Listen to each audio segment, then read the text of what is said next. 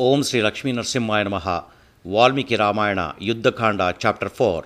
The monkey army marches southward. Summary.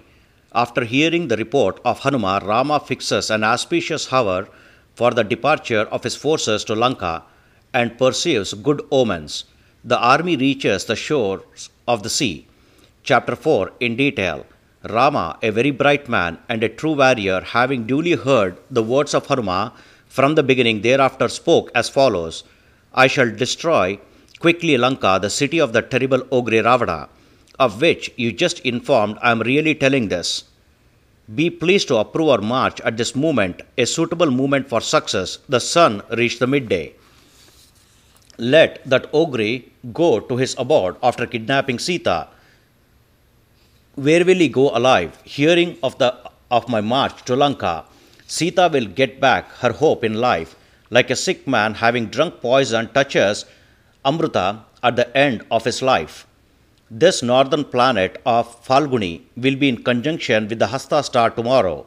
Hence, let us depart today itself with all the troops accompanying us, O Sugriva. By seeing the omens which are becoming visible, I deduce that I shall bring back Sita, the daughter of Janaka, by killing Ravana. My eye, which is twitching on the upper lid, is proclaiming, as it were, my desire of victory coming near. Then Rama, the virtuous man versed in moral law, who was well adored by Sugriva, the king of monkeys, and Lakshmana, again spoke as follows: Let General Nila, accompanied by the strength of 100,000 warriors, go before the army to explore the way. O Nila, the chief of army, steer the army speedily by the path, abound with fruits and roots, cool woods and fresh water and honey.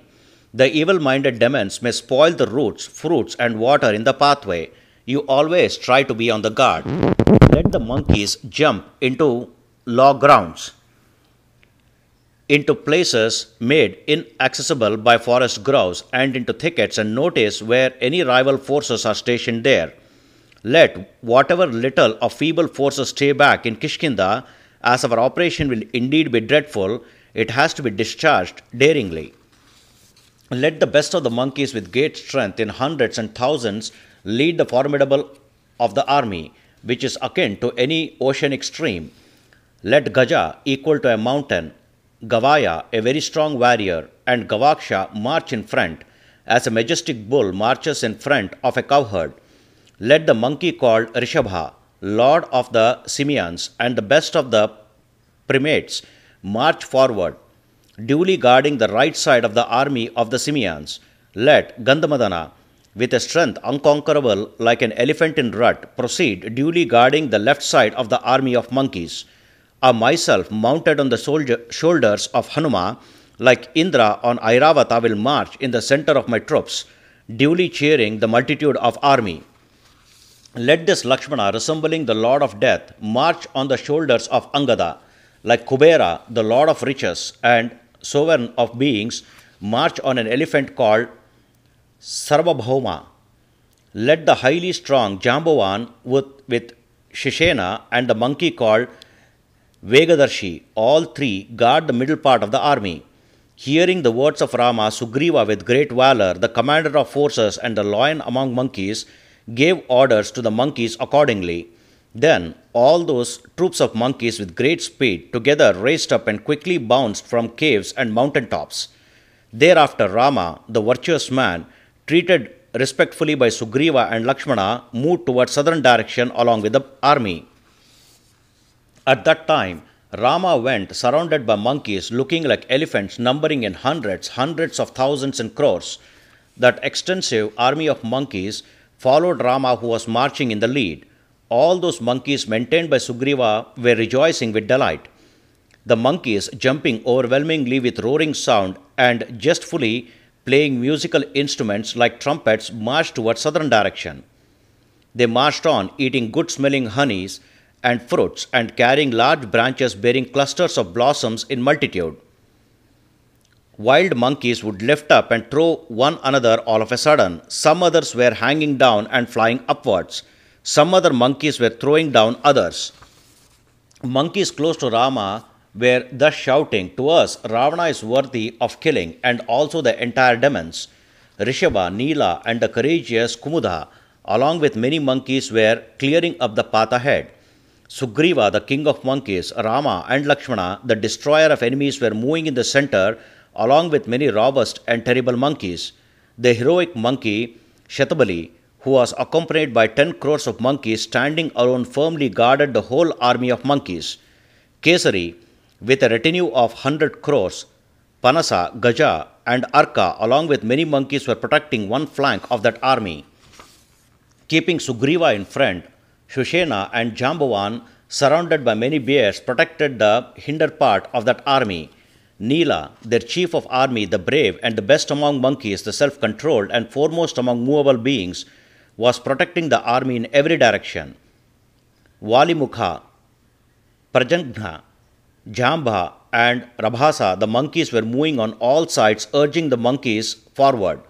Those foremost among the monkeys, proud of their strength, thus marching with army, saw the Sahya mountain, the best of mountains, joined with many small mountains, lakes fully abounding in flowers and eminent ponds.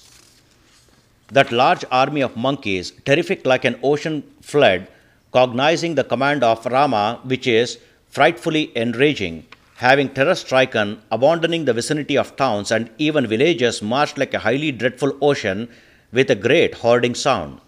All those prominent and valiant monkeys were overwhelmed, jumping ahead like fine horses being whipped at the side of that Rama. Rama and Lakshmana, the best among men, being carried on the shoulders by Hanuma, and Angada, the two monkeys, were effulgent like the moon and sun, having come together in contact with two large planets, Jupiter and Venus. Thereafter, Rama, the virtuous man, treated respectfully by Sugriva and Lakshmana, moved towards southern direction. Along with the army, Lakshmana, with a fully meaningful presence of mind, sitting on Angada, spoke the following auspicious words, which are fully meaningful to Rama. Killing Ravana fast and obtaining Sita, who was taken away, you will proceed to Ayodhya, which is abundant but rich. Having accomplished your purpose, I am seeing all the grand good omens in the sky, and the earth self-evident of your fulfillment, O Rama. The wind, which is favorable, gentle, beneficial, and comfortable to the army, is blowing alongside. These beasts and birds are uttering sonorous and sweet sounds. All the quarters are looking bright. Even the sun is clear. The planet of Venus, with its bright light, born from the sage of Bhrigu, a mind-born son of Brahma, the creator, is hanging behind you. Dhruva, the very bright pole star, which is recognized by the contiguity of the stars, presided over by the 7 Brahmana sages, is becoming clear. All the pure, great sages, having bright light, are shining around Dhruva star. The royal sage Trishanku, our paternal grandfather, born in the high-souled Ikshvaku dynasty, is purely shining as a star in front, along with his family priest. Vishakha stars are shining clearly without any evil influence. This supreme constellation is of our Ikshvakus, the highly souled. The Mula constellation of the Titans is badly aspected, in that it is touched by a comet risen with a tail of light and tormented by it. All this has come for the destruction of the Titans, for the star seized by death is oppressed by a planet in its last hour. The waters are crystal clear with good taste. The woodlands are laden with fruit. The fragrant air is not blowing much. Trees are bearing seasonal flowers. The armies of monkeys, formed into different squadrons, are looking highly splendid like the armies of celestials in the battle in which the demon Taraka was killed. O Venerable One, be pleased to see these good omens in this manner. The delighted Lakshmana spoke thus, cheering up his brother. Then the army of monkeys, consisting of excellent bears and monkeys, having their very nails and teeth as weapons, marched ahead, covering the entire earth. The awful dust raised by nails and claws of monkeys obscured the splendor of the sun, and also covered the earth, comprising of mountains, forests, and atmosphere. The colossal monkey army advanced, encompassing the southern region like a mass of cloud enveloping the sky. While the army was crossing the entire river currents uninterruptedly, the currents flowed advertly for a distance of many yojanas. The mighty army entered thoroughly into lakes containing clear water, mountains full of trees, plain landed territories, and forests laden with fruits from the middle, from the four sides, from across, and from under. The gigantic army marched thoroughly, covering the land, all of them with a wind like append, went on, manifesting a joy in their faces. For the sake of Rama, the monkey, with fully elevated pace, weed by each other in high spirits, vigor, and prowess, out of pride, born of prime youth, some made various gestures on the way. Some wild monkeys there walked very speedily. In that manner, some others hovered high. Some made noises sounding killa killa. Some monkeys lashed their tails, some even stamped their feet, some others, stretching their arms, broke off rocks and trees. Some monkeys ascended mountain peaks and uttered huge noises, some others made lion roars. Some monkeys were crushing many webs of creepers by the jerks of their thighs. The valiant monkeys also played with rocks and trees by stretching their limbs. In that place, the land was covered splendidly by hundreds of thousands by thousands of crores of monkeys, who were looking very dreadful. That extensive monkey army was marching day and night. All the monkeys' rulers, ruled by Sugriva, was exceedingly pleased and cheerful. All were marching quickly, rejoicing for war. Those monkeys, desirous of Sita's release, did not even halt, even for a moment, anywhere. Then those monkeys reached and climbed up a mountain called Sahya, with a full canopy of trees and filled with many kinds of beasts. Rama too went along, seeing the wonderful woods, streams, and cascades of Sahya and Malya mountains. The monkeys enjoyed the fruits of Champaka, Tilaka, Mango, Praseka, Sindhavara, Timisha, and Karavira trees. The monkeys enjoyed Ashoka, Karanja, Plaksha, Nayogradha, Jambu, Myrobalan, and Naga trees, various kinds of forest trees standing on enchanting plateaus, being shaken by gusts of winds, poured out flowers on those monkeys. A soft touching breeze, refreshing as a sandal, blew, while the bees hummed in the nectar-scented woods. The royal Sahya mountain was highly adorned with red-colored metal.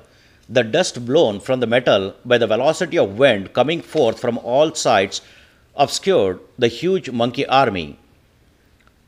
On the lovely mountain slopes, in the blossom from all sides, Ketaki and Sindhuvara trees, the charming Vasanti, Madhavi creepers with flowers full of scent, clumps of jasmine, Shiribila, Madhuka, Vanjula, and Vakula, Ranjanka and Tilaka, Nyavriksha, all in flower, mango, Patalik, Kovidhara in flower, Muchulinda, Arjuna, Simsapa, and Kutaja, Hintala, Thimisha, Kirna, and Nipa, Blue Ashoka, Sarala, Ankola, and Padmaka. All these trees were crawled in excitement by the monkeys, who were delighted.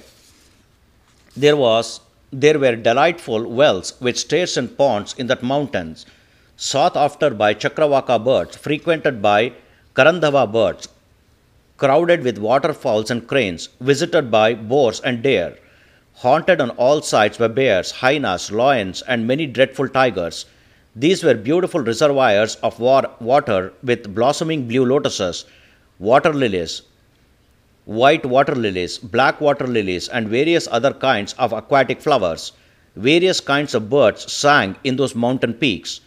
Monkeys bathed in water, drank those waters, and played. They ascended the mountain and got drenched in water by sprinkling water by one over the other among themselves. Those monkeys in reddish brown color like honey, drinking honey from honeycombs, waited about a mound each, went on cheerfully. Those foremost among the monkeys marched, breaking off trees, pulling along creepers, and throwing away excellent mountains. Some other monkeys were pleased with honey got from trees, yelled loudly. Some others reached trees to get honey. Some others were drinking honey excessively. The earth filled with those excellent monkeys was like land filled with ripened fields of paddy. Then the lotus-eyed and the mighty-armed Rama reached Mahendra mountain and ascended its top adorned with trees. Then Rama, the son of Dashrata, mounted the peak and saw an ocean ruffled with water and scattered well with turtles and fishes. They crossed Sahya mountain and Malya mountain and systematically approached the ocean having terrific sound. Rama, the foremost of those who entered the mine, together with Sugriva and Lakshmana, quickly descended the mountain and went to the excellent woodland adjoining the sea. Then Rama reached the extensive ocean with rocks underneath washed by floods of water, risen vehemently and spoke these words, O Sugriva, we have reached the abode of Varuna. We should consider now the matter of how to cross the ocean, with which we were formerly preoccupied. This ocean, the lord of rivers is shoreless beyond. This sea is impossible to be crossed without a proper strategy. For this reason, let the military be assembled here only. Here, let us discuss the plan how this military of monkeys will reach the other shore. Rama, the mighty armed, emancipated due to taking away of Sita, then reached the sea and ordered thus for the halt of the army there. Let all the army be stationed at the seashore. Sugriva, here the time has come for us to think about the subject of crossing the ocean. Let not anyone slip away in any direction. Leaving his respective unit of army, let valiant monkeys make a more, and it should be known whether there is a hidden danger for us. Hearing Rama's words, Sugriva along with Lakshmana made the army to halt at the seashore stretched with trees. That army stationed at the vicinity of the ocean shined like a second ocean, splendid with yellowish white honey-colored water. There, those foremost of monkeys reached the woodlands at the shore and settled down, desiring to reach the other shore of the vast sea. While all the monkeys were halting there, the noise created out of their movement was dominantly heard, concealing the roar of the sea. The army of monkeys, ruled by Sugriva, stationed as three divisions, that is, 1 bears, 2 long-tailed monkeys, and 3 monkeys, looked fully dedicated to the cause of Rama. That army of monkeys reached the mighty ocean and was delighted to behold the mighty ocean diffused by the velocity of wind. Seeing the sea, the abode of Varuna, which was boundless, and having the opposite shore far off, inhabited by a number of demons, the monkey troops sat down there. Rendered applauding by ferocity of fierce alligators and crocodiles, the ocean, with its foaming waves at the end of the day and at the beginning of the night, appeared to laugh and dance. The ocean surged when the moon rose. The image of moon was reflected limitlessly in it. The sea was full of huge alligators, swift as fierce winds, along with whales and great fishes. That sea, the abode of Varuna, was filled with serpents bestowed with flaming hoods, plunged with mighty aquatic creatures abounding in various types of mountains too difficult to cross, with an inaccessible path, suffocating, fathomless, and an abode of demons. Increasing waves of the sea, in which sharks and bodies of serpents swam, rose, and fell whipped into motion by the breeze, emitting wild sparkles, shining with large water snakes, a fearful abode of enemies of gods forever, and the sea reaches up to the uneven Patala, subterranean region. The ocean looked like the sky looked like the ocean and the sky looked alike without any distinction. The water blended with sky, and the sky blended with water, filled with stars above and pearls below. Both the sky and the sea looked with the same splendor. There was no distinction between the two, of the sea filled with rows of waves, and of the sky with a row of falling clouds. The waves of the ocean together, banging one another with a terrific resonance, sounded like a kettle drum in the sky. Those high-souled monkeys saw the sea lashed with winds, resonating with abundance of precious stones and water, rising high as if enraged into a grip of hurricane, filled with a number of aquatic creatures, and tossed by them in the air by seemingly murmuring waves. The standing monkeys were struck with amazement to see the ocean, seemed moving full of resonance, produced by a multitude of dashing waves rolling to and fro. Thus completes 4th chapter of Yuddha Kanda of the glorious Ramayana of Valmiki, the work of a sage and the oldest epic. Sri Moola Rama Vijayate. Om Sri Krishnarpanamastu.